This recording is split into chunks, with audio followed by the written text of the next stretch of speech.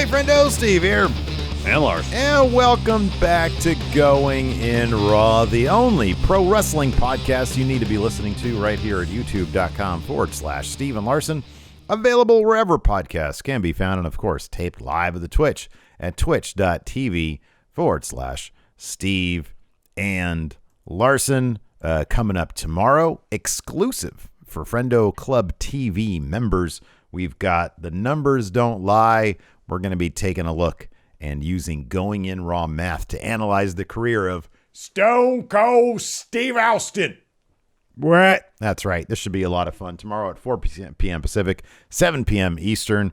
Patreon.com/Steve and Larson. At the $5 mark, you can vote on it, and you can watch the show live or on demand. And also at that mark, you get, if you enjoy listening to Going in Raw on your audio podcast app, you can get the show ad-free as long as your favorite podcast app allows you to import RSS feeds, which most of them do. I still think Spotify probably doesn't. So, as far as I know, they do not know. Yeah, I haven't checked lately, but that was like a year ago last time I checked. And that's also at $5. All the shows plus the bonus episodes that we do 2 a week of here at Going in Raw, so you can check that out. Also, if you want the show ad-free, don't want to pay $5, but don't mind paying $3 a month, and don't care about the bonus stuff, you can go to goinginraw.supercast.tech and get the show there. We're going to talk about last night's NXT 2.0 and see what the third episode of the reboot got us. But first, we've got a couple of notes here on some news over the past day or so. What's up first, Larson?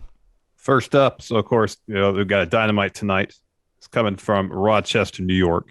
And previously, Dave Meltzer had speculated that Bray Wyatt could potentially show up in AEW during tonight's Dynamite, seeing as Rochester, New York is the hometown of Brody Lee. Fightful Select reports today that their sources have told them that they've heard nothing of Wyatt, real name Wyndham Rotunda, being on Dynamite tonight. Fightful also reached out to sources close to Wyatt, and they believe, the sources, that Bray was on a standard 90-day no-compete, which means he wouldn't be able to debut till next month. However, Fightful was clear to note that Wyndham is a very private individual, and while the sources believe that's the case, they couldn't confirm that was the case as far as having the 90-day non-compete. AEW is also very good at keeping secrets. Like, there are some things that they simply can't keep secret that are so big. Who knows if this is one of them, but they do seem to be pretty good. Excuse me. At keeping secrets. They were able to keep the Adam Cole stuff secret until he debuted, because that was a shock. So yeah, I don't know. I think it'd be awesome to see Bray in AEW. Hopefully that's where he ends up, because I think that a large platform like that for him to ply his craft and exercise that creative brain of his, I think that'd be pretty cool. But if it doesn't happen tonight, maybe it'll happen after this 90 days. When is the 90 days? When will that be up? November? It's around Halloween.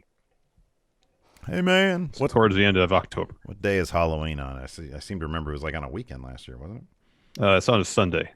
Okay. This year. I was right about that. So, yeah. Okay, yeah. so it wouldn't be. Okay, so, interesting. So it'd be like early November. Potentially. So, yeah, cool. That's, Yeah, I mean, if he's looking for a place where he can probably best flex his creative muscle, you would think AEW would be the place, unless he wants to do something outside of wrestling, produce for TV, movies, whatever. That's of interest to him. But if he wants to, keep on doing the professional wrestling, then it seems like AEW would be the place to do stuff, to really, allow or go to a place where it'll really allow his creative mind to flourish. Speaking of creative, let's talk AEW creative. So Brian Cage's wife, Melissa Santos, aired some frustration with AEW's creative, specifically Brian Cage's creative in AEW recently on social media. And now Brian Cage himself has spoken on the topic when he was asked if AEW had a creative team during a recent episode of Dan Severn and Dan Fry's Toxic Masculinity podcast. These transcripts are from Wrestling Observer. This is what Brian Cage had to say, quote, no, it's just Tony. He does so much anyway already. It's literally all just him. He'll have some help or input from other guys and some of the EVPs that, help start it, like the Young Bucks, Kenny Omega, Cody Rhodes. they kind of help do their own stuff, but Tony pretty much has the final and only say on the majority of the entire product, which is a little nuts.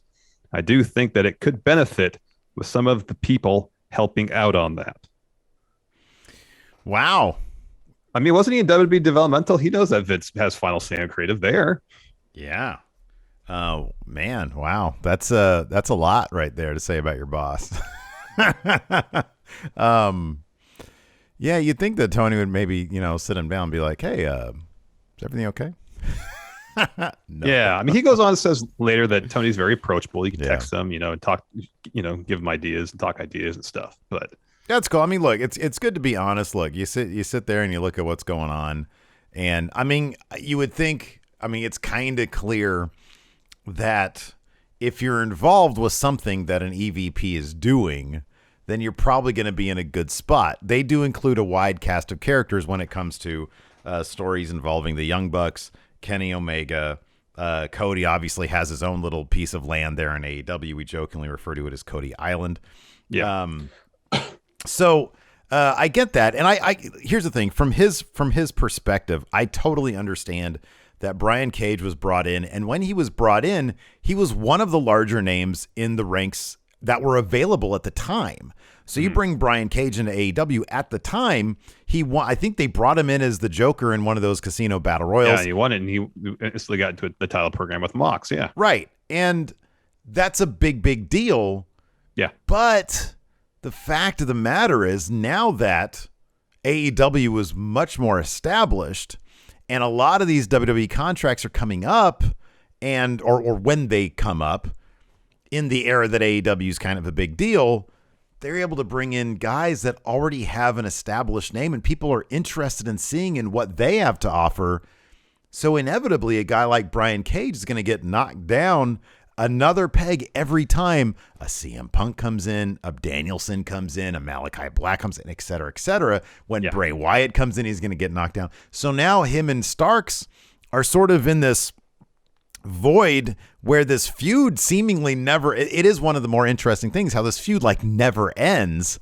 And so at least Starks, the thing with Starks though is that at least he's doing commentary for Rampage, so he's on TV every week. And his crew, you have to feel okay if you're Starks because your crew isn't a thing with Punk right now.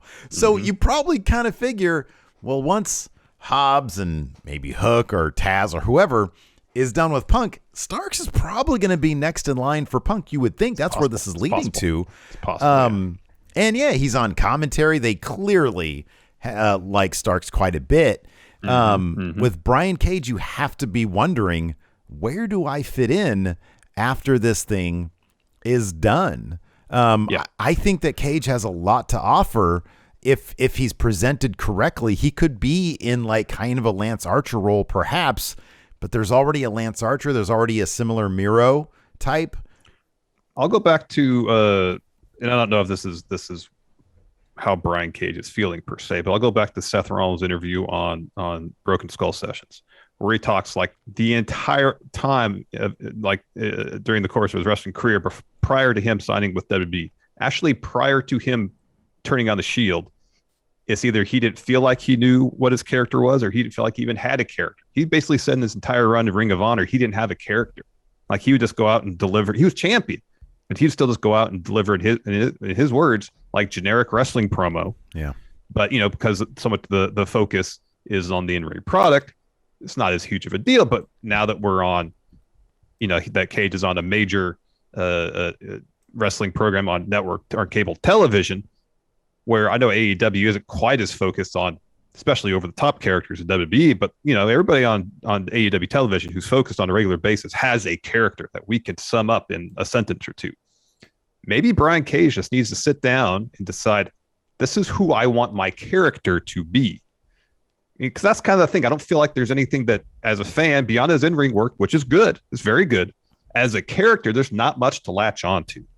Yeah, I don't disagree with that at all. And it's one of those things where, we've heard it in AEW, guys like TH2 have said, I think it was Jack Evans. I forget which one it was. I thought it was Jack Evans. Yeah, it was Jack Evans. Had said that, we're not really guys who come up with creative. We're just good wrestlers. We have a team. We have a look. But we don't, and luckily, Matt Hardy's group has been able to absorb TH2 into their group, and so they have stuff to do. Jack Evans has this hair versus hair match coming up, and luckily they have found a spot that they have to be relatively happy with. With Cage, I have no doubt that if given enough time, they'll figure something out to do with him. But from what you're saying, I agree with that too. It might behoove him to sit down and say, hey, maybe can come up with some ideas, and maybe he's done this and they're like, we don't know what's going on there, but, and maybe he feels like it's not his place to do that. I don't know. But I don't know that. Yeah, I don't know. If I was in his position and Lacey started tweeting about my usage, I might be like, honey, maybe don't do, like, I don't know that that's the way to go about it. But I mean, I'm not in his shoes, so I'm not going to say yes or no. But I think if you just sort of put your head down and play the long game, that might be the more beneficial thing. But it's hard. I understand not being in his shoes and knowing where you were before a year ago. Who would you rather be, Brian Cage a year ago or Brian Cage now? Definitely, it's a year ago. Yeah. But yeah, he's a super talented guy. He could easily turn it around. Maybe they just need to figure out the right thing for him. But time moves fast, and these dudes coming in, they're coming in left to right. We got Bray Wyatt probably coming in early November. Kevin Steen might be showing up in January or February. You never know. And Sami Zayn might be showing up at some point. Yeah. So if he didn't necessarily say that he was dissatisfied with his creative, Brian Cage didn't. But if he is, you kind of got a window now where you got to take advantage of where before, Wyndham Rotunda, Kevin Steen, whoever else may potentially come in, and sit down and if you don't feel like, again, we don't know if this is accurate, if you don't feel like your talents are being showcased to the level you think they should be, then if Tony Khan is receptive to ideas, get out the typewriter. Write some stuff down. Try to brainstorm some ideas of stories and character for yourself. And if he's as receptive as we always hear he is to ideas, it should not be difficult in theory to get a meeting with them, sit down, talk ideas, and see if it goes anywhere. And even if those ideas you typed up didn't go anywhere, it might put ideas in his head about some ways to utilize you better. I don't know. I liked Brian. He had a good showing on the Canyon Dark Side of the ring. He did. Yeah, he was. That was good stuff. We need to sit down and talk about that one. We do. Let's take a quick break here to get a word from our sponsor, BetterHelp. Several years ago, while dealing with severe anxiety, I learned the importance of talking to a therapist, but also discovered that it could be extremely difficult to find the right person to talk to. Today, BetterHelp is providing a safe and private online environment where your needs will be assessed and you'll be matched with your own licensed personal therapist. BetterHelp isn't a crisis line, nor is it self-help. It's professional counseling done securely online, all without having to ever sit in another uncomfortable waiting room. BetterHelp is dedicated to facilitating great therapeutic matches. Send your counselor messages at any time or schedule regular phone or video sessions. And they've made it free and easy to change therapists if needed. And you don't have to limit yourself to counselors in your area. BetterHelp services are available worldwide, so you can find the expertise you need regardless of location. We want you to start living a happier life today. As a Going In Raw listener, you'll get 10% off your first month by visiting our sponsor at betterhelp.com/raw. Join over 1 million people who have taken charge of their mental health. Again, that's BetterHelp, HELP.com/raw. Before we get back to the show, let's get a word from our sponsor, DoorDash. Steve, I found myself ordering with DoorDash a lot recently, like more than twice a month. And sometimes it felt like I was paying just as much in delivery fees as I was for the actual meals. But then I signed up for Dash Pass, and now I'm saving money on the food I'm already eating. I was once there with you, friendo, but now that I got Dash Pass, I get unlimited $0 delivery fees from thousands of restaurants, grocery stores, and convenience stores, saving me about $4 to $5 on each order I place. Dash Pass pretty much pays for itself if I order like twice a month. And with 18,000 restaurants eligible for Dash Pass, maybe we'll find a new favorite place to eat. But Dash Pass is about more than good eats. You can get flowers, pet supplies, even groceries delivered right to your door. So try a free month of Dash Pass now and watch those savings add up. So if you're ready to save money on your DoorDash orders, DoorDash is offering a free month of Dash Pass right now. Stop spending money on delivery fees. Try Dash Pass from DoorDash today for free. When you've got 0 delivery fees, you're free to get more. Because you can. Start your free month today. All right, so let's get into it, man. This is endlessly fascinating to me. I think it's more interesting to me in how I view 2.0 NXT 2.0 than it is for you. You know what? You know why I found out. I had a bit of a revelation this week, Larson, and why there's an element of NXT 2.0 that I actually appreciate. All right, but it's mind-boggling to me that they did this. So I was sitting there, I was watching, I think, Gacy's promo this week, right? And I was like, this is so bad. But why is it I find it fascinating? There's a couple reasons, but my number one is I have such an affinity for going to, and I haven't done this in forever, largely because of pandemic, but I'm anxious for wrestling on the indie scale to come specifically to our town, Sacramento, right? This is where we're out of. I don't like to travel. I can't stand going to the Bay Area. Can't stand it because I don't like driving that much. I want shows here. We had Supreme Pro Wrestling out here. I don't know if they're planning on making a comeback. Virgil Flynn unfortunately passed away. He was a big name out here in the local scene. I love that stuff. NXT 2.0 with their weird gimmicks, with their wrestlers who have been wrestling since February, reminds me of just a big budget version of what you would see when you go to one of those shows. Because there's always people with silly ass gimmicks that seem half-assed, and they're giving it their all. And so I appreciate it on a level of this is silly, and it reminds me of that kind of stuff. It's just still shocking to me that they would take a show that was doing between 700 and 900,000 viewership numbers on a weekly basis, sometimes better than others. Yeah. That universally was praised as having some of the best in-ring product, if not the best in-ring product in North America, and on par with the best stuff that we see in, for example, Japan. That had the most buzzworthy quarterly events with takeovers. They would take this thing and say, no. It always seemed to me like WWE had some pride, took some pride in, we also have, not only do we have the most watched show with Raw and SmackDown shows, main roster product, but we've got the best wrestling. We have literally everything here. And then AEW came around and they made it a thing Wednesday nights. Oh, we got to make it a thing now, right? It's not good enough just to say, hey, critically speaking, NXT blows everybody else away with the in-ring wrestling. They took that and they said, no, we're going to basically book a high school gymnasium level local wrestling with a relatively high production budget. And that's going to be NXT 2.0. It's shocking to me, but it's like almost equal parts train wreck watching and an affinity for crappy local wrestling.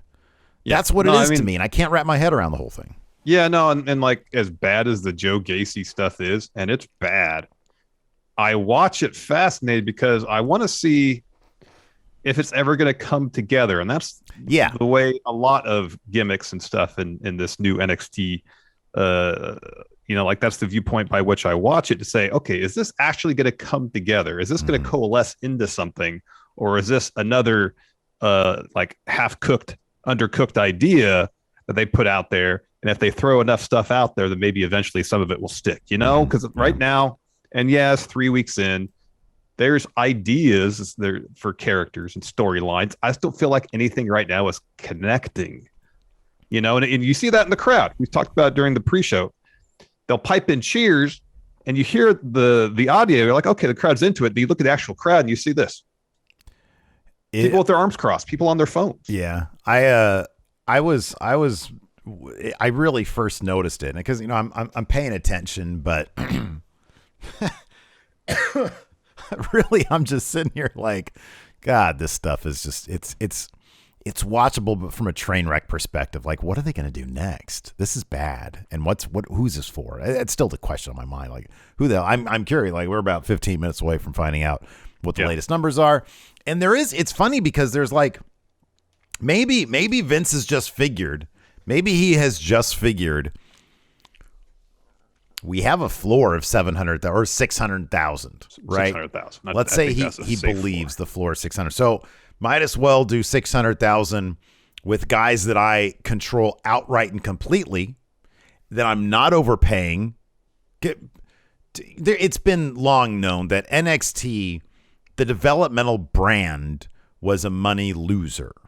Even with the $40 million a year TV deal, like the two performance centers, having 100,000 people on your roster, obviously that's going to be a money loser, right? And so now he gets to control everything. You're not going to come in and have your name licensed. You're not going to be called Rex Steiner. You're going to be Braun Breaker. We're probably going to pay you the low end of a developmental contract, but you're going to be on TV. And we get to control everything about you, right? Who knows how long these contracts are for? And so they have all these people, and then they're doing this thing now. And maybe Vince just thinks, hey, you know what? I don't really care about, like, we have good wrestling matches on on Raw and SmackDown, because they do. They have terrific wrestlers there. That we saw on Raw. There was like 3 matches that were stellar. Yeah, really good. Comparatively speaking, on NXT 2.0 this week, one single match went over 10 minutes. And that's not counting, that's including the time spent on commercials. There were the opening match, Elektra Lopez versus B-Fab, including commercial times, went around 10 minutes. All right. The women's tag match, which was the best night of the show, was a good match. Yeah, it was good. Io Shirai and Zoe Stark versus Toxic Attraction went 12 minutes in total TV time.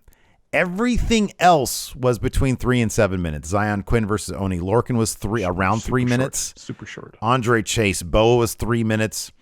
What I thought might have gone long, Grayson Waller versus Roderick Strong, was 7 minutes. That was a decent match, though. It was a decent match. Waller's got a good stunner. It's I'm really surprised they didn't give more time. Maybe something ran long to the women's title match.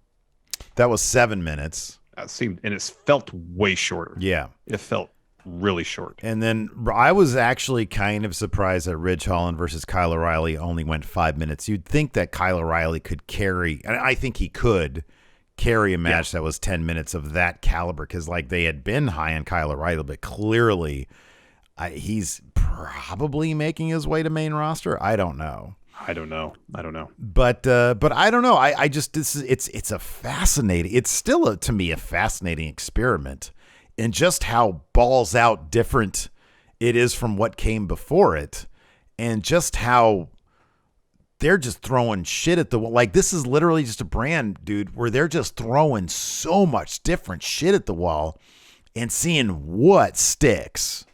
So from that perspective, it's interesting to watch.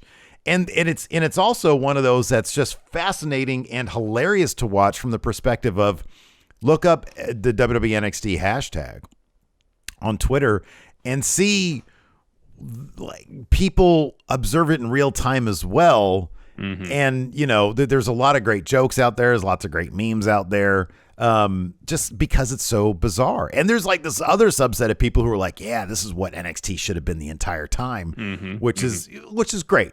Like what you're going to like, you know, this is just so far gone from like what we had before in terms of like, God, what would you say the average length of time a match would be in the previous version of NXT? Like NXT, 12 minutes. Right. Yeah.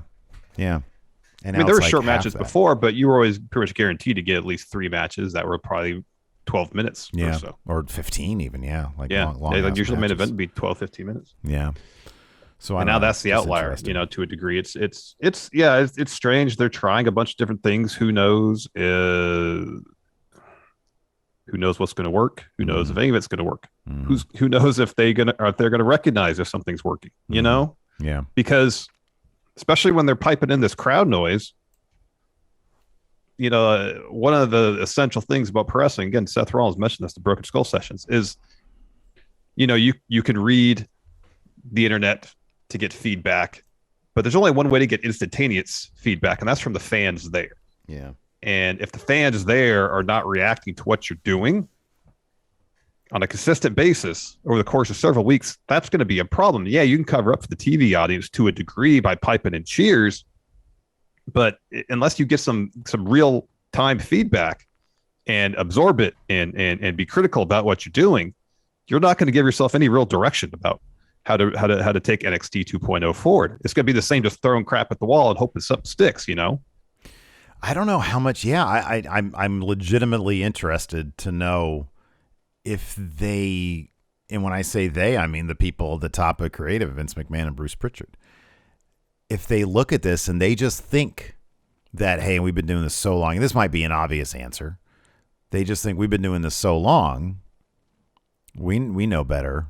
Like, we know what will work possible. More in a, because it is a different type of crowd. Like, that crowd space is so weird. It's like, I wonder how intimidating it would be for the actual wrestlers, because it's so bright and like that you're just staring at these people, you know, they're just there in your face. It seems like a different thing than like 5,000 or 7,000 people in a mass, you know? Definitely. I mean, another thing too is Vince and Bruce might not even care about fan reaction NXT, because that's not the goal. Isn't really to get fan reaction. NXT is to develop talents they think can get fan reactions on the main roster. You know, if that makes sense. Yeah. They, you know, I wonder if to a certain degree Vince and Bruce still maybe assume that the NXT crowd is the NXT crowd of old. Yeah, and it might be. I don't know. Yeah. You know, who are going to these to the NXT shows, the tapings, to see, you know, professional wrestling in the ring at the highest level. Let's say there's not still really good wrestlers in NXT. There are. Yeah.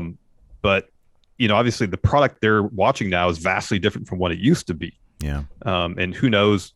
Maggie says, like, I'd be curious what the retention rate was on the OG NXT fans that used to go versus the ones that go now. Yeah. That's a great question. Yeah. You know, how many of Karen here in chat says, as someone who has been going to NXT regularly since 2016, I am not making the weekly try to go. Mm-hmm. So I know that, you know, like at Full Sail, there was a lot of regulars, a lot. Yeah. And it'd be interesting to see how many of those people are still attending these tapings. It'd just be interesting to know. Yeah. One thing watching this opening match, so the opening was Elektra Lopez versus B-Fab. We'll just get into it. Hit Row came out and they started with a promo. It was very much a welcome to NXT, because they sort of previewed everything. Yes. And then it landed on B-Fab talking about Elektra Lopez, and they had a no DQ match. And this one actually, I was watching this match and I was like, man, like, I get that, like, swinging a kendo stick is whatever, but some of the chair spots that they potentially could have been doing, I'm like, that should be stuff for like seasoned vets. Not like when she did that fun splash towards the finish onto the chair. That was great. It was great, but I was like, man, one wrong move here and somebody could really F themselves up. But I guess that just goes for all of wrestling. I think even seasoned veterans, you know, when Christian had his match against Kenny Omega at All Out, they had a table spot, and Christian walked away from that with a gash on his big side, old you know, taken out of him. Yeah, for sure. And Christian, Kenny, both seasoned veterans. Things can just happen. They can, but I think the odds of it just happening to a veteran are far less than I understand me or you getting in there. You know, the margin for error, you'd think with the seasoned veterans would be slimmer than people with far less ring experience. I understand that point. Yeah. Maggie also makes a good point here in chat. Says Hit Row's opening felt so scripted this week. It felt just more manufactured and like, I don't know. I think here's my thing about Hit Row is this. Like, some of it just felt corny, and they've been kind of corny before. I think that group is great and they have tons of potential. I just think building up the chemistry and focusing less on cutting promos that are so melodic or rhythmic or whatever you want to call it. Like, just bring it a little bit back down to being yourselves in there and let the natural chemistry carry them, as opposed to let's keep this in a certain order with certain punchlines, et cetera, et cetera. So yeah, I don't know. So yeah, they started with the promo at the beginning of the match. There was a big brawl that broke out between Legado and Hit Row. They were all sent to the back, so it was just Elektra Lopez and B-Fab. And there was some cool stuff in this match. Kendo sticks, chairs, et cetera, et cetera. Lopez hit that fun splash on a chair on B-Fab. And that was a good spot. That was a good spot. And then she hit her finish for the win. Yeah, so we'll see. I don't know. There is that report. We talked about it yesterday. I think it was Meltzer or Andrew Zarian talked about the possibility of Hit Row being called up through the draft. That was John Alba. It was neither of the people I mentioned. It was John Alba. So that's cool. I'd still love to see them on main roster. I wonder if maybe some main roster direction would actually help them. You never know if sometimes main roster gets it right and sometimes they get it wrong. And I mean, I look at this Shane Thorne thing and I'm like, oh, that's terrible. Maybe he'll make it amazing. You kind of never know until it plays out in front of you. That's true. After that, we had the Index honeymoon. So Indy and Loomis are walking on the beach. They're having some drinks. They're having looks like a good relaxing time. Meanwhile, Johnny and Candice are spying on them from their hotel. And Johnny says, hey, they're having good, harmless fun. And Candice says, yeah, for now. Yeesh. Remember what happened during our honeymoon? Oh, wow. And there's like all these, like a little montage and a cut of their actual wedding ceremony. Plus, what's a good way of putting it? Skinemax cutaways. There you go. And then we go back down to the beach. Indy says to Loomis, hey, let's take things to the water. So they kind of frolic in the ocean a little bit. Johnny says, I'll be right back. While they're still in the water, a shark swims nearby. They run off. Of course, just Gargano. He has a shark fin on his head. He was snorkeling. Yeah. After that, we had Joe Gacy's second promo in NXT 2.0. And so let's preface this by saying, so he had his first one last week. There was like a Fox News story about it. Yeah. And then after that, they like pulled all the video clips of his first promo off of YouTube and such, right? Yeah. So I wonder if that, I wonder if that was part of this. Like they're going to start trying to cancel him. So he says, contrary to popular opinion, this is still our safe space. Last week, I made a huge impact, and I have not been canceled. I made a bigger impact than Ciampa, Roderick Strong, and Braun Breaker using only my words. I didn't throw one punch. Yes, Larson, you have your hand up. He didn't throw a punch, but he did hit some wrestling moves. He had a match. He had a match, and he hit moves. Yeah, offensive moves. He says, you see, I speak for a generation that nobody understands but us, the enlightened ones, and the rest of you are living in a darkened, obsolete world. Last week, when I went to the locker room after my match, I saw nothing but triggered faces. Joe Gacy is inclusive. We can solve all of our conflicts with discussion and resolution. No one person can change the world, but I'm here to usher in the new normal. I don't want to take too much of your time. Thank you for your open minds. So it's bad stuff. I do think that Joe Gacy just going off performance, he delivers it well, and he does have a face that translates on the camera. And I wonder if they can do something with this seed of an idea, which is not great, but if they can take it and run with it in a certain direction down the line, that would actually be compelling stuff. Because this is just like you said, it's a bunch of like buzzwords that are, and I think specificity here, if I can get back in the chat, specificity said, let's see here. He says, I don't know if it means something else in other places. And I think sometimes people can take a certain term that has a specific meaning and they can start, using it for all sorts of stuff. We've seen this, in the media constantly.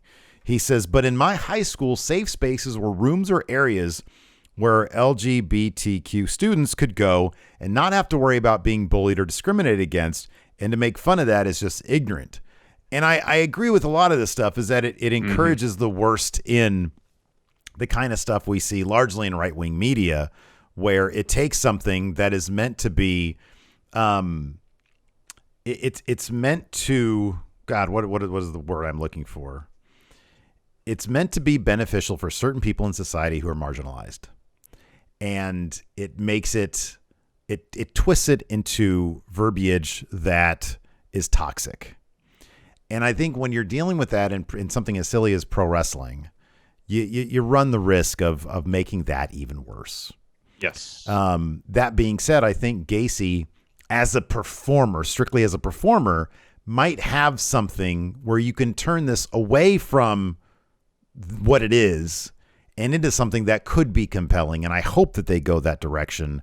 Will they? It remains to be seen. I mean, what we saw last night was more or less more of the same. Yeah. So, we're going to see some evolution in terms of taking it away from what this is, because this isn't working, into something that maybe will work. Yeah. So then we had Zion Quinn take on Oney Lorcan. Really short match. Zion Quinn wins with a diving forearm. After that, we had a Grayson Waller promo. He was very excited during this promo. Calls himself a thrill junkie, a survivor, a risk taker. He takes chances. This last week, I saw a chance. I took it. This will be my first match in NXT. It's for the Cruiserweight title. After tonight, everyone's going to know the name Grayson Waller. So wasn't Grayson Waller on... He was Drake Maverick's tag team partner for a match. Matty got obliterated. Matty Wahlberg is his name. And I thought he was sort of like a Miz type. I thought he was on like Australia's version of Survivor or something like that. That kind of sounds familiar. Let's see here. Maybe somebody else in chat will have. Yeah, okay. No, is that him? Let's see here. Yeah, that's him. Matt Farrelly was on Australian Survivor Champions versus Contenders. So I'm assuming he was on some sort of previous iteration as well. I saw, like, I don't know, it was on Twitter or whatever, but I saw like a compilation of him being fairly obnoxious. So I think they took, it's kind of like the Miz back in the day. It took a guy who's fairly obnoxious but had an interest in pro wrestling, and they brought him over here. So I think he's got like a hell of a personality on him, and he's a decent wrestler too. I looked. He was trained by Robbie Eagles. Oh, so no it's not shit. like he has no wrestling experience. Yeah. I did. He when I was watching, I was like, oh, this guy's irritating. But then I realized, he's got. I want to see this guy get his ass beat. He's doing his job. He's doing what he's supposed to be doing. So I'm not going to give him shit for that. And this match was. It was one of the longer matches. It was pretty decent. He has that cool. He did the thing like he comes in, he does like a roll, and then he hits a stunner out of it. It was very smooth. Yeah, so, his tope looked really good. Yeah. Roderick Strong got the win here. Wait, was that match? No, that was just a promo. No, okay. That was well ahead. I do want to go back really quick to Zion Quinn. He's got a great look. He does. Was the copy and paste match from earlier, but he's got a great look on him. He's got some intensity in the ring. A lot of camera charisma on this guy. So if they could develop him as an actual wrestler, maybe in 5 years he'll be something. Yeah, entirely possible. Then we got an MSK interview. SK essentially, now that we're in NXT 2.0, what's next? Carter says they're going to keep smoking the tag division. Just because they have the titles doesn't mean they're content. Wesley says they're going to remain fighting champions. Doesn't matter if it's the old bulls of NXT. Carter interjects or says the young calves. Lee resumes. Says everyone's going to get knocked back. Steve, take it away. The grizzled young veterans come out. Drake says, did you claim to be fighting champions? Where, oh, where is our 2-on-2 tag title match? And then Gibson chimes in. This little reign means nothing until you defend against the grizzled young veterans. And then they get interrupted by Carmelo and Trick Williams. Yeah. He said, Gibson says, soon. And then Carmelo says, soon to be what? If we're going to talk about soon to be anything, might as well say my name because I got the golden ticket. And he was using a language that was a lot more florid than that. And Gibson didn't quite understand a lot of the verbiage he was using. So he says, what on earth did you just say? If you're talking about tag titles, the line starts behind us. So before Gibson said that, I like this little bit. So Mello's like, I got a golden ticket, and we just might find ourselves in the mood for tag titles. And then Trick says, yeah, we might take those titles off you right now. He grabs the contract from Mello and starts walking to the ring. Oh. Mello holds him back and takes the contract from him. Yeah, okay, I didn't quite notice that. That's a great little bit there. That's going to be good stuff. Yeah. So yeah, after that, Gibson. No. Let's see, where are we? Oh, Carter. yeah. Carter says, "Hey, shut up, all of you. There to the champs are talking."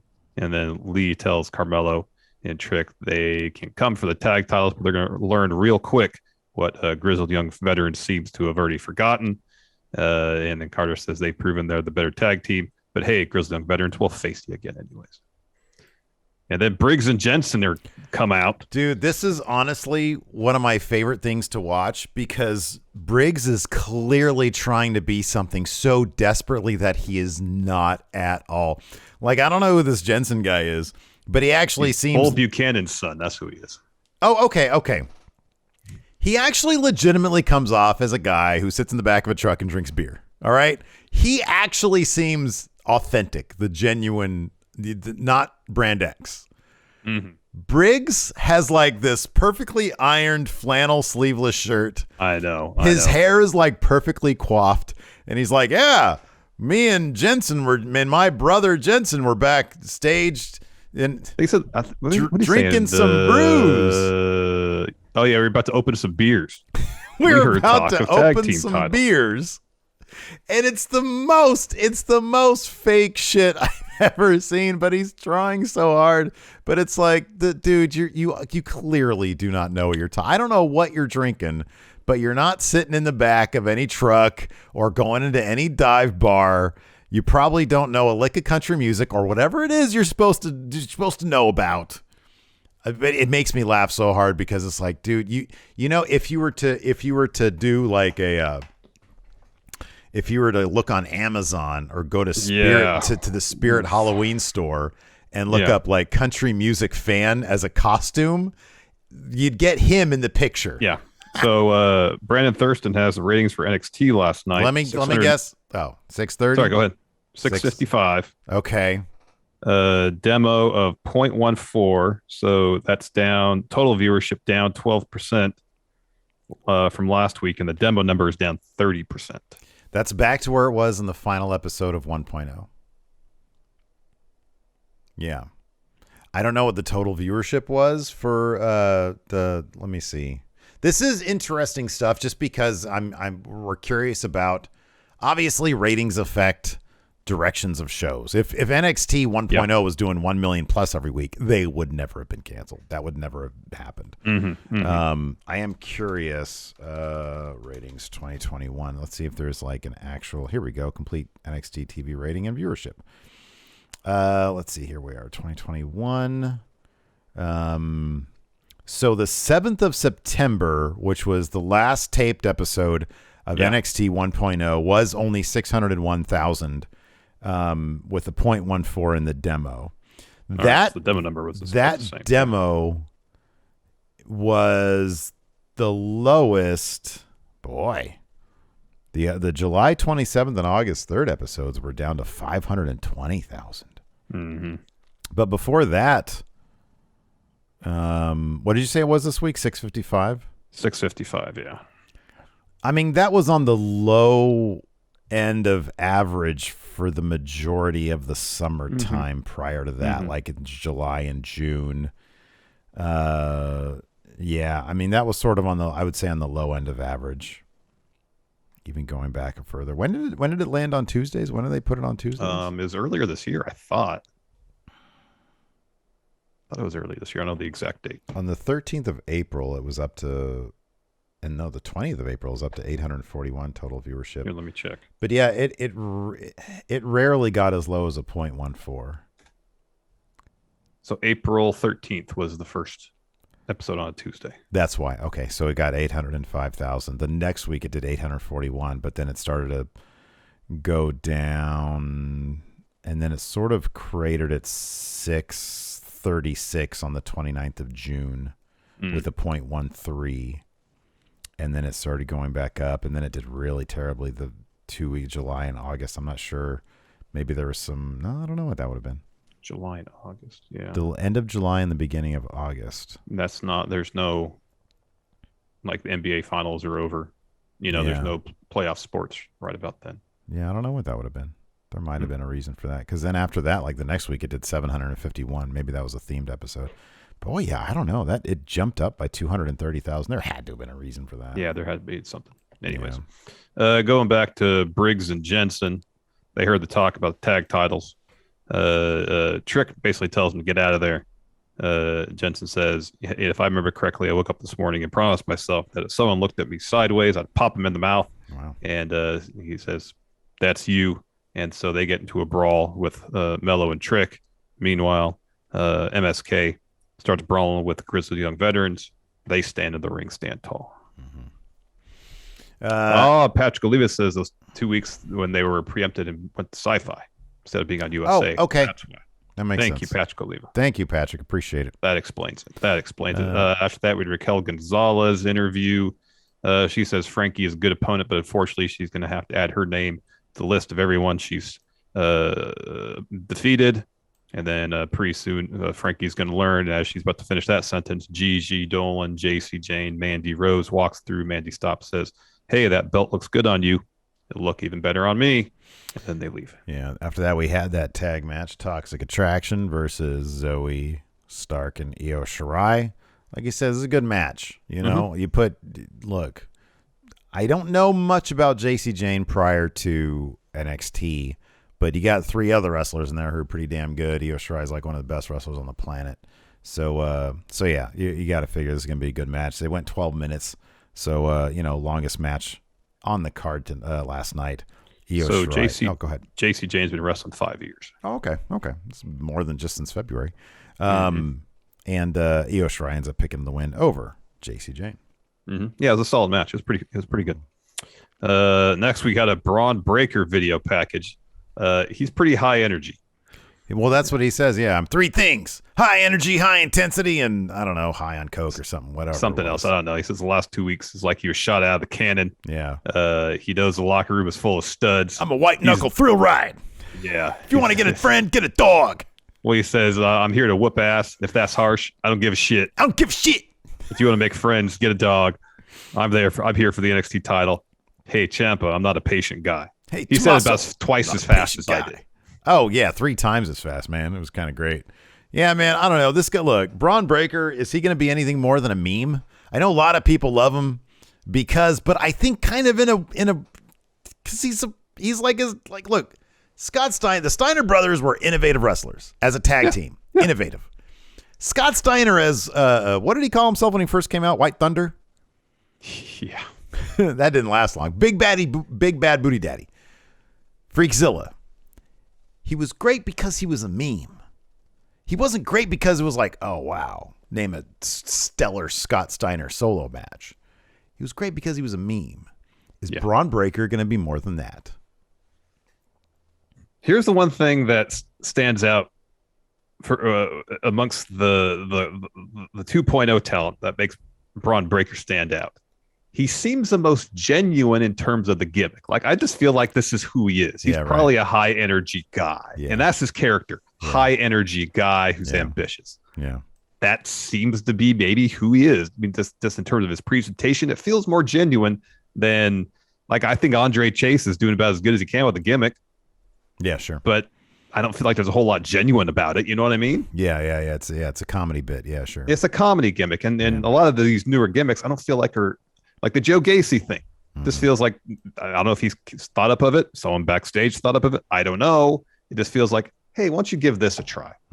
As opposed to, hey, Braun, you seem like an energetic, infectious individual. That's your character. Yeah. It's just him turned up to 11. Maybe it's him dialed down. Maybe 15. Who knows? Yeah. Oh, man. Yeah, I don't know, man. It's going to be interesting. I am curious to see.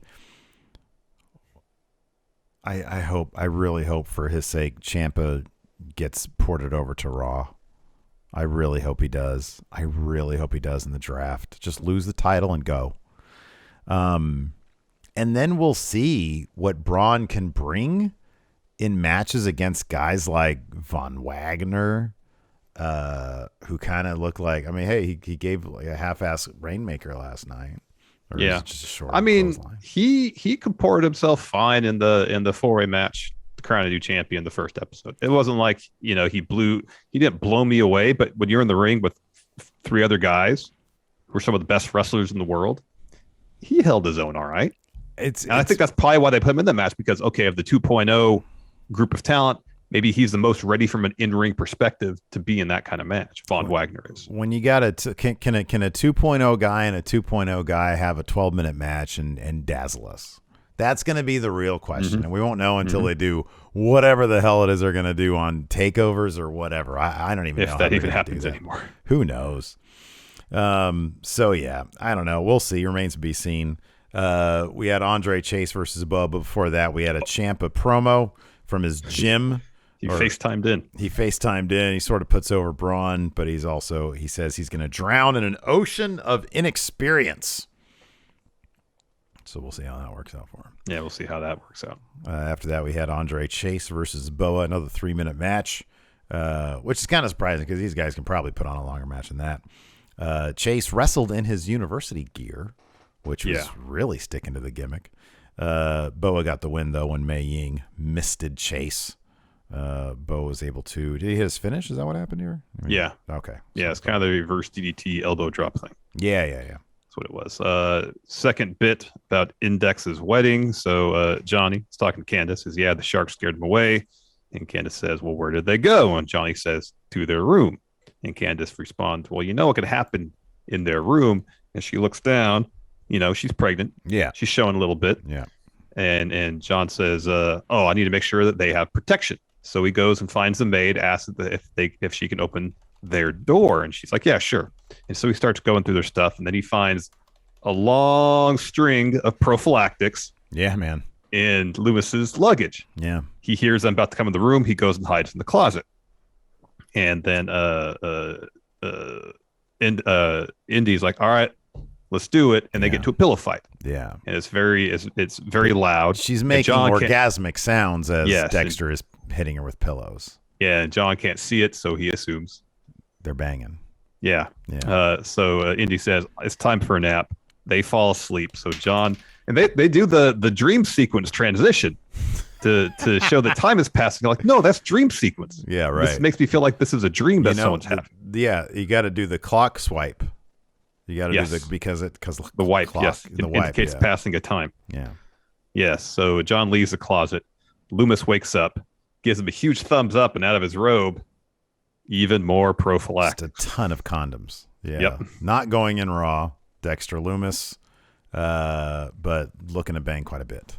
So yeah, I mean, I don't know. What are you thinking? Like, if she's your whatever, the adopted spiritual child or whatever, don't go on honeymoon with them. Like, you're just, come on, man. Anyways, after that we had Grayson Waller versus Roderick Strong. Like we said before, pretty decent match. Went about 7 minutes. Waller had a nice stunner, but Strong was able to hit his knee strike for 3 here. Not even a end of heartache. But I love that knee strike, man. It's great. Oh, it is great. Remember that one? Who was it that he kneed? That he knocked 2 people together like bowling pins? Dude, I don't know, but it was great. I remember what you're talking about. Undisputed Era was feuding with, I don't know. I don't remember. But that was awesome. After that, we had an LA Knight exit interview. He's asked, well, what I took as anyways, did you bite off more than you can chew by challenging Odyssey Jones? Yeah, what? What are you, president of his fan club? Dummy. Yeah. He opens his head hole and goes around talking trash about the $1 million superstar. Yeah. Odyssey Jones interrupts. And he's like, hey, what'd you say? And then Andre Chase comes through and he says, that was bullshit what happened out there. So he had 2 uses of the word shit last night. And then because of that distraction, LA Knight was able to sneak attack Odyssey Jones. Yep. Started stomping on him. So that should be a good win for Odyssey next week. As LA Knight, gets drafted, to SmackDown. Yeah. We get a quick Dante Chen video package, and then we have a Trey Baxter, and Cora Jade interview. She has a match next week. She's excited for that match. She says, I'm only 20, youngest person on the show. Hopefully one day the show will become the generation of Jade. And Trey says, well, you're going to do great. Just don't do what I did last week. And Jade kind of laughs, says, don't worry. I won't do anything that you did. Yeah, I'm not going to loser. It's cute. They're only like 24 and 20. They have like zero on-camera chemistry whatsoever, but they're a cute couple. And then Wade Barrett hates it. Oh, I see what they're doing. They see Index and they want a piece of that action. Yeah. That was good stuff. Wade's pretty funny. He is pretty funny. What did you think of the debut episode of the cheapest looking show I've ever seen in my life, Lashing Out with Lash Legend? I feel like she's giving everything she can. I'm sorry, I asked you a question. I started talking. You go ahead and answer my question. No, go ahead. Finish your thought. I feel like she's doing everything she can, and she's trying to show off a lot of personality. But my God, this just looked so cheap. I did like the punchline at the end about the lash out of the week was Andre Chase lashing out at one of his students, rather. Calls him a Pee Wee Herman lookalike, which does anybody 18 years old, 18 to 34, know who Pee Wee Herman is these days? That's what I was going to say. It did look cheap. I do appreciate that they didn't do it in the ring, though. Yeah, it would have died. I appreciate that. Yeah. And she's got some charisma. She's got personality.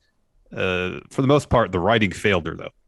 This was not a well-written segment at all. Yeah. At all. Yeah. It was like a jump cut version of the talk show The Real, or something like The View or whatever, something like that. She's got the studio audience and stuff like that. She's got obvious charisma. The writing was terrible, but by the end I was sort of chuckling with it, not at it, but with it, because she talks about Andre Chase. If he does that, if he tries to lash out at me, I'm going to whoop that. Hello. I don't know. It was so bad it made me laugh and not in a way that I don't know. It was just sort of a parody of that kind of stuff. So I was with it. I was with it. If it's something for her to start out with a character or to get the building blocks of a character, then sure. Go ahead and do it.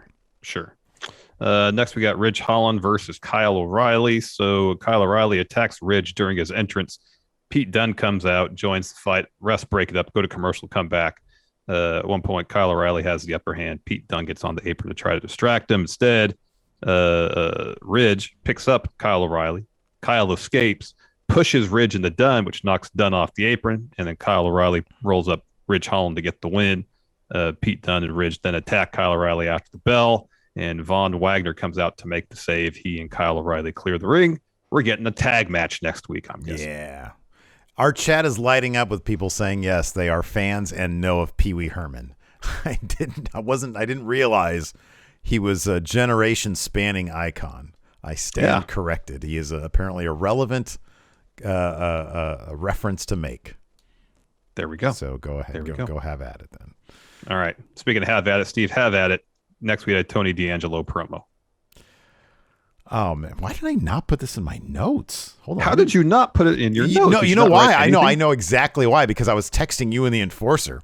It was the middle of us talking, and instead of taking notes on it, so what is he saying here? I'm looking at your notes now. This is what he says. He says he's out in the docks. Says these docks, they represent the transfer of items, and my family may have benefited. My family and friends may have benefited from some of these items falling off the dock. He says, my cousin Richie, he owns this place. He's always looking out for those wise guys. Wise guys. I should have called that he was going to mention the term wise guys. Yesterday we talked about this. He says, if the wise guys, they take one or two things off the top, it's fine. They take more than that, then my cousin Richie's got a problem, and he gives me a call to resolve those problems.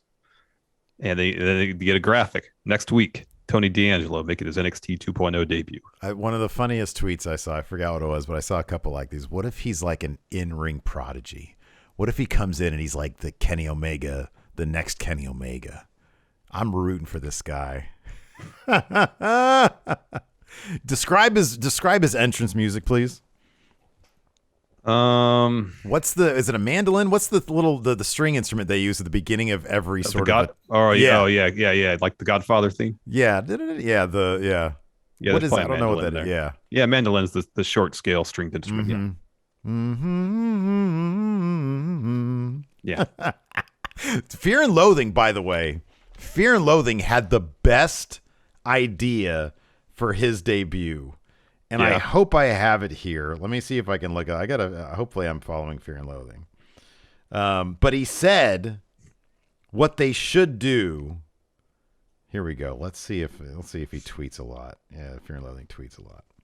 He said they should, for his entrance, recreate that scene in Goodfellas when it's behind him and there's all these people and it's a one-shot tracking shot with him where they can't get the main entrance of where they want to go, so it's really with those people. They go down to the bottom through the kitchen up to their table. This is what he says. They have to film him coming from the back saying hi to everyone, like the opening scene in Goodfellas.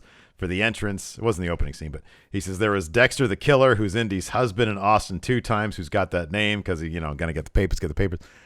That would be amazing. Like, lean into it, do something clever and creative with this character.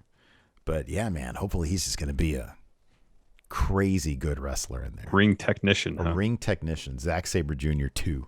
Yeah, wow, Zack Sabre Jr. Wow. And then we had our main event, Raquel Gonzalez versus Frankie Monet. It's a relatively short match, and it didn't seem terribly competitive. I felt like Raquel, apart from that one spot where she got tripped off the ring steps, took a bump on the floor. Mm-hmm. Yeah. Like at one point, she couldn't hit her finish because her back gave out, but eventually she does. She hits her finish. She wins. Frankie Monet pretty much instantly rolls out of the ring. Yeah. And that's because she and Jesse Kamea, Robert Stone, have to walk the stage. Toxic Attraction comes out, tells them, hey, get lost. Then they attack them. Mm-hmm. They go to the ring. They attack Raquel. Raquel tries to fight them off. Can't. Mandy hits her with the running knee, then holds the title up. Mm-hmm. Yeah. Would not shock me at all if Mandy won that title and Raquel was drafted. At all. They seem to they were featured heavily in the promotions for NXT this week. Yep. Toxic Attraction. Anyways, let's go ahead and answer some questions I put up in NXT thread, and hopefully some of our friendos over here in the Twitch. Yeah. Ryan Rebus Cube with the sub here. Thank you so much. Let's see here. Quick reminder also. Patreon.com. This is the last couple days here in September. At Patreon.com/Steven Larson. $20. You can get yourself the Friendo Care Package. It includes a Steven Larson comic book.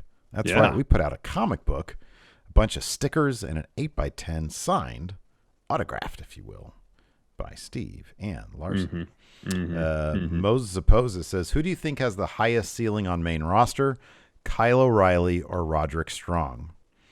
I would say Kyle O'Reilly because naturally his personality, I think, is more suited for a variety of gimmicks that they could try to put with him.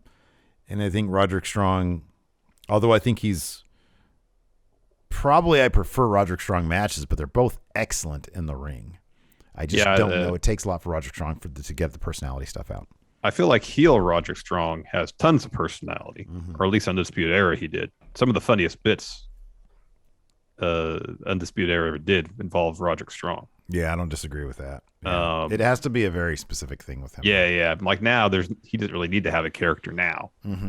Yeah, based on the Dynamite stuff, Where's Thatcher been? Have we heard anything about that? Is he injured? Nope. I haven't heard anything about him. Interesting. Haven't heard anything about him. Dirty Rich says, so we hit 1,500, then drop below. Let's hit 1,500 again to have the first 48-hour live stream. Make it happen, lol. Doesn't work that way, Rich. We'd have to hit, how about this, Rich? 4,800 subs. I'm not gonna commit to a 48-hour live stream. 48-hour live stream. Not going to happen. Yeah, some things are just never going to happen. Brendan Monroe says, you guys hear about the end of the Busted Wide Open podcast? Yeah. I know, that bums me out, man. Yeah, totally. But, bums me out. The Sweets is rating. What's up, the Sweets? Hello. Good to see you guys. Hopefully you had a good stream. I wonder what they were playing today. Yes. Yeah, we heard about that. They're friends of ours, obviously. And, we have the benefit of having been doing this for a very long time. It's not easy to start new stuff. And especially when you have, Nick was talking about he's got some sort of job in the tech industry of something like that. I don't know. But you know what? Had a good time in the moments that we got to interact with them. We had them on Matt Chat. Maybe down the line, maybe they'll bring it back and maybe not. But they should be proud of what they did because they did build up a bit of a following there. They did build up a community for themselves, and that's not easy to do. So yeah, absolutely, yeah, for sure. So hats off to them. You know, we've known Ian for a long time. Decades, good friend. Yeah, absolutely. Yeah, I know. So yeah. Specificity is dead. How would you feel if your dad-in-law went on your honeymoon with you? Would you show him your massive pack of Trojans? No, I feel gross even thinking about it. Yeah. No, I would be like, no, they're not coming on our honeymoon. That's not ever happening. Yeah. Let's see here. Garen with the bit. Thank you. Go ahead. Sorry. David Matushek, what is the remote possibility of Braun Breaker becoming Big Papa Pump version 2? Probably not. They're probably just going to roll with who he is. Yeah. I think enough of Big Papa Pump in him at this point. I think they'll make the references, but they're not going to repackage him as his uncle, you know? Yeah. White Brownie, even though they retain their titles, it's still possible for EO to get drafted. I would think it's a possibility. Oh, yeah. Yeah, but I do kind of wonder if, there was always that thing in NXT where it was like, well, why would they do this if this guy's about, like, they'll just draft people, like on day of, they'll be like, hey, we should call this person up. And then like seemingly like the NXT draftee will find out, the call up will find out about it like that day or, on Twitter or whatever.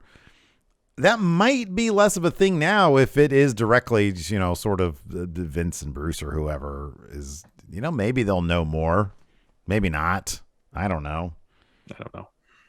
I think that I think regardless of whether or not they have a title, they still have the possibility of getting drafted up, and they'll do exactly what they did with Bronson Reed. They'll just next week you got a title match, and you're losing that title. Yep. Night by night, if your mom needed someone to pick up some groceries for her, but you were out of town and couldn't do it yourself, what NXT superstar would you ask to bring your mom her groceries? Who's someone that you think would be dependable that you could call up? Say, hey, can you get my mom's groceries, please? Von Wagner, because he helped Kyle O'Reilly last night. That's true. Seems like a very helpful person. That's true. That's true. That's a good pick. I don't know if I can do better than that. You can't do better than Von. I would have said Kyle O'Reilly when he first left Undisputed Era, but then he realized he can't be successful without the killer instinct. Yeah. So he's like it's somewhere between Cool Kyle and Undisputed Era Kyle. Now I don't know if he's as dependable as he would have been. Yeah. Because I feel like he would have went out of his way to prove, look, I'm dependable. I'm not this guy anymore. Yeah. Odyssey Jones, that's a good answer. He seems like a nice guy. Mm-hmm. Gregory Fiella. What if they lie about his debut next week and he gets drafted to the main roster instead? What would be your reaction if that happens? Who, Tony D'Angelo? Yeah. I'd mark out big time. I'm pulling. You would? I'm pulling for you. Him, are? Dude. I don't want anybody to fail. Yeah, I want people to be successful. But I want to see, I need to see what he's got to offer in the ring first before deciding if I'm going to get behind him fully or not. I'm all in. All in. All right. Let's see here. Eddie Brock, Isolationville. Oh, sorry, go ahead. Eddie Brock's Venom. Who in NXT has the best theme song? Oh, it's EO. Oh, yeah. Not even EO's close. theme is great. Yeah, it is awesome. It's great. Isolationville just snagged my tickets for GCW Bloodsport and War Ready in LA next month. Any friendo is going to be there to see Psycho Clown's debut in Gage versus Suzuki. Where is that at? Somewhere in Los Angeles. Oh, wow. That's cool. Next month. Yeah, that sounds cool. Maybe I'll I was going to say rent it. I'm going to go down to the video store and rent it. Oh, man. Let's see here. Luisa Reza, the wild card. With NXT being mentioned in the draft, what style of draft do you guys prefer? Raw versus SmackDown, winner gets a draft pick or the 5 picks every round? Sorry, say again. Which style of draft do you guys prefer? Raw versus SmackDown, winner gets a draft pick or the 5 picks every round? Do you want to be a competitive draft? Yeah, I mean, I don't think anybody should be able to draft 5 people in a row. That's no fun. I think it will. Yeah, I don't know. I'll be honest. I'm not entirely sure. Did they used to do like Raw versus SmackDown, and then winner gets to pick something? Maybe They used to do that. I don't know. I'm so old. Maybe. I don't remember shit. Not a very good podcast. Specificity is dead. Well, everybody's got bad days, Steve. On the note of when Star Wars followed AEW Rampage, what would Vince McMahon change Star Wars characters' names to if they came to NXT 2.0? So, for example, Luke Skywalker wouldn't be Luke Skywalker anymore. He'd be Lex Laser or something like that, Yeah, Luke Laser. Luke Laser's good. Yeah, Luke Laser. Han Solo would be Bob Blaster. He loves his blaster. That's a good shout to Bob Falfa, too. No, you know what? Vince is a super closeted American Graffiti fan, so he just call him Bob Falfa. Oh, Bob Falfa. And he'd have Bob Falfa's gimmick too. All right. Which is asshole street racer. Yeah. Hey man, you seen a piss yellow car around here? What about Princess Leia? What was her name? Leia Organa? Was that her name? Yeah. Was it Leia Lane. Okay. All right. Oh man. Dog authority figure. Do you see Tian Shaw getting called up? I don't see Mei Ying fitting in with NXT 2.0. We got our answer last night. What is it going to look like when this creepy lady who looks like with all the bright lights, yeah, who has a character out of the ring looks, what is it look? It looks goofy. Mm-hmm. It looks like you're going to Disney and they've got Sith Lord hanging out outside. It's like you're going to Disney, but you're going to Disney during the Halloween season. Yeah. Or they try to make it a little scarier. Yeah. It's it's funny when you see a Sith Lord just hanging out. It's bright as day. Yeah, and it's taking a break, eating a honey bun or something. Yeah. Bear Winning says, if Raw always gets first pick, what's stopping them from picking Roman Reigns first? In theory, nothing. Yeah, no. And then if you're SmackDown, obviously you'd go with the New Day. Yeah. Yeah, so it's, yeah. I mean, the funny thing is because they've done this before where Raw's on the board and they pick up let's say Roman Reigns. SmackDown's on the board. They pick the top women's champion. And then it's well, wouldn't Raw say, hey, you know what? There's plenty of awesome women. Let's get the WWE champion as well. It's we get both of them, but they don't really do that. No, they don't do that. Yeah. I mean, they try to make it seem like a competitive draft, but they don't actually do the draft like it's a competitive draft, Yeah. Mysterious 619 in kayfabe, who's drafting for both brands with no on-screen GMs? Fox Robot. Could be Cletus. Are they going to do the thing where Stephanie reads all that shit again? Could be. They should have Adam Pearce and Sonya Deville read the picks out. Oh, they probably will. Yeah. Yeah, who is actually doing are they collaborating on splitting the talent? Because that's not a draft. I know. A draft is supposed to be people picking. Mm-hmm. I know. I don't know. When Stephanie did it last year, did they even claim that there was 2 groups picking? I don't remember. Don't recall. I don't know. Specificity is dead. In the first draft, Raw had the first pick, and they didn't choose the only world champion. That's right. They didn't pick. I think Dean was champion at the time. Yeah. They picked Roman, I think. Yeah. Yeah, they should. There should be some amount of logic, who's picking these things. And if they want to give SmackDown the first pick, because if you want Roman to stay there, give Raw a pick, SmackDown, then Raw 2 more or something. Dude, like that, it's just one of these things that it's they could be building the buzz and excitement for this for weeks, and it's just this sort of throwaway. Oh, we could be split up in the draft in this nebulous thing where they could be split up. It's let's get why don't they have Sonya take SmackDown, Pierce take Raw? I know. You could build in the universe. You could build a rivalry between the two and make it interesting. Sorry. Beans from the East says Seth got picked first. That's right. Oh, okay. I'm Just Joe says they said networks were drafting. Really? They did that this year? I don't know. I got a wrestling podcast. I have to pay attention. Yeah, no. That and we're old, our memory sucks. So And plus, yeah, just our memory sucks. I know. Anyways, that's going to do it for us. Thanks, everybody, for tuning in. We definitely appreciate it. Tonight, we've got AEW. We'll be doing the recap after the show. So it's 7 Pacific, 10 Eastern. Thanks, everybody, for tuning in. We appreciate it. Till next time, we'll talk to you later. Goodbye.